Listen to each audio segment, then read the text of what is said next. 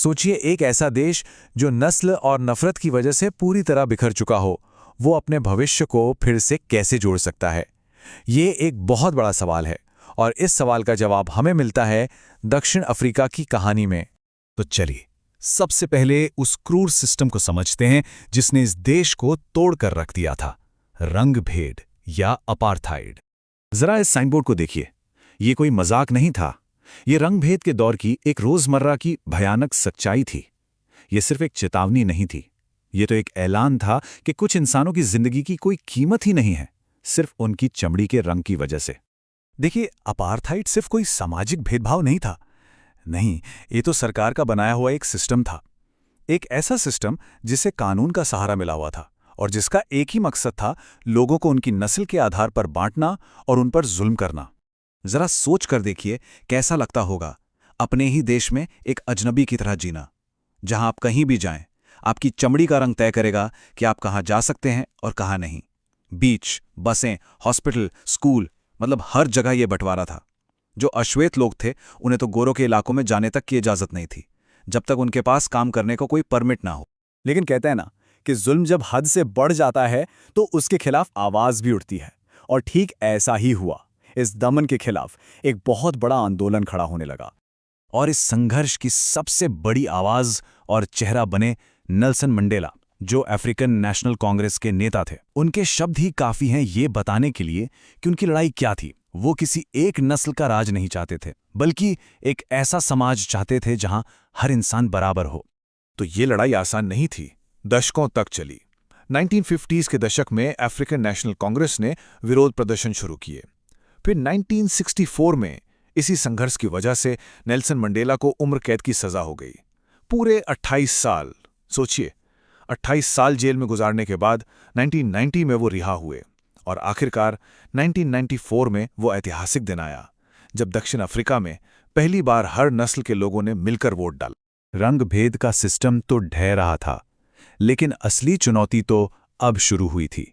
सवाल ये था कि जिस देश की नींव ही नफरत पर रखी गई हो, उसे दोबारा कैसे बनाया जाए? उस गर्म राख पर एक नया राष्ट्र कैसे खड़ा किया जाए? और यहीं पर असली मुश्किल शुरू होती है। एक टेबल पर वो लोग बैठे थे जो सालों से जुल्म कर रहे थे, और दूसरी तरफ वो जो जुल्म सह रहे थे। जो गोरे अल्पसंख्यक थे, उन्हें डर था कि अब उनकी संपत्ति छीन ली जाएगी, उनसे बदला लिया जाएगा। और जो अश्वेत बहुमत था, वो अब और इंतजार करने को तैयार नहीं था। वो अपना हक चाहते थे, बहुमत का शासन, बराबरी और एक व्यक्ति एक वोट का सिद्धांत। तो सवाल ये था कि ये दो दुश्मन, जिनके पास एक दूसरे पर यकीन करने की कोई वजह नहीं थी, एक साथ मिलकर एक भविष्य बनाने पर राजी कैसे होंगे? ये कोई फिलॉसफी का सवाल नहीं था। अगर इसका जवाब नहीं मिलता तो देश में गृह युद्ध होना पक्का था। और इस नामुमकिन से सवाल का जवाब निकला एक दस्तावेज। लेकिन यह सिर्फ कागज का टुकड़ा नहीं था, ये एक वादा था, एक नियम पुस्तिका थी जो नफरत की जगह भरोसा पैदा कर सकती थी। और वो दस्तावेज था देश का संविधान। तो आखिर ये संविधान करता क्या है?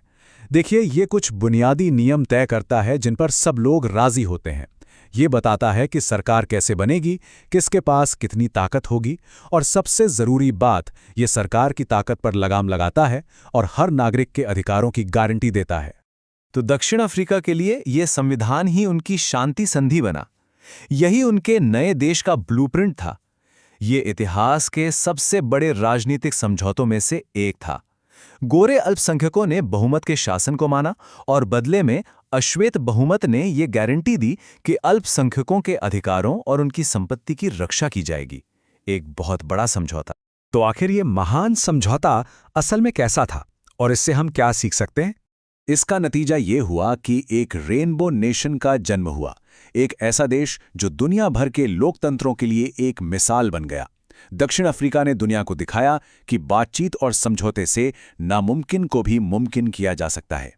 और जैसा कि खुद नेल्सन मंडेला ने कहा था, दक्षिण अफ्रीका का संविधान सिर्फ एक कानूनी दस्तावेज नहीं है, ये अतीत की याद भी दिलाता है और भविष्य का रास्ता भी दिखाता है। ये एक शपथ है कि वो अपने क्रूर, नस्लवादी और दमनकारी अतीत को कभी नहीं दोहराएंगे। तो हम उन लोगों से क्या सीख सकते हैं जिन्होंने बदला लेने के बजाय सुलह को चुना? दक्षिण अफ्रीका के संविधान की कहानी हमें यही सिखाती है कि कितनी भी गहरी नफरत क्यों ना हो, बातचीत और नियमों के प्रति एक साझा सम्मान से एक बेहतर भविष्य बनाया जा सकता है।